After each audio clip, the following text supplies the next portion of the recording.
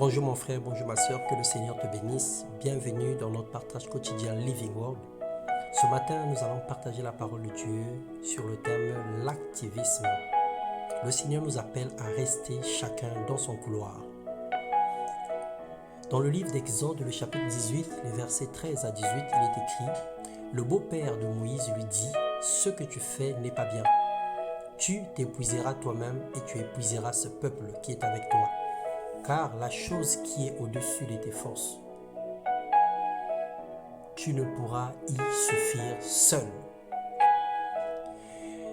Bien-aimés dans le Seigneur, quelle que soit la grâce, quelle que soit la puissance que nous pouvons avoir, nous sommes limités parce que nous n'avons que 2 mains, nous n'avons que 10 doigts, nous n'avons que 2 yeux, 2 oreilles et une seule tête.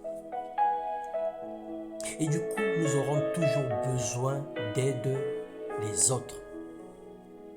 Moïse, par manque de stratégie, était juge et arbitre. Mais cette attitude peut conduire à faire des erreurs et ça peut aussi conduire à l'épuisement.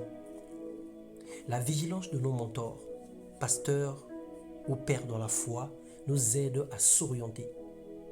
L'homme qui écoute les conseils fera l'œuvre de Dieu avec humilité et réussira dans ses voies.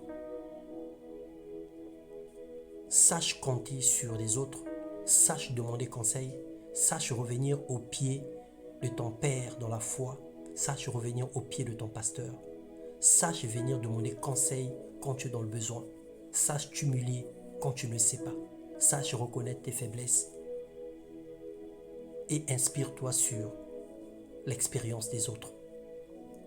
Dans Acte 6, versets 1 à 7, il est écrit « Les 12 convoquèrent la multitude, les disciples, et dirent « Il n'est pas convenable que nous laissons la parole de Dieu pour servir aux tables. » Les apôtres étaient confrontés au même problème parce qu'ils faisaient tout par eux-mêmes. Alors, quels que soient les talents que nous pouvons avoir, Dieu a donné à chacun un ministère. Et les grâces, les apôtres étaient submergés, mais le Saint-Esprit leur inspira une idée pour instituer les hommes et les femmes pieux pour s'occuper des veuves et enfants.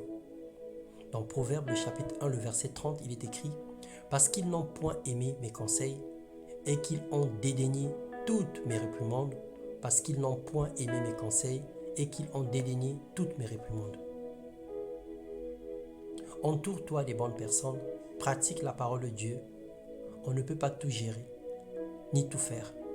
Reste dans le couloir dont Dieu t'a appelé.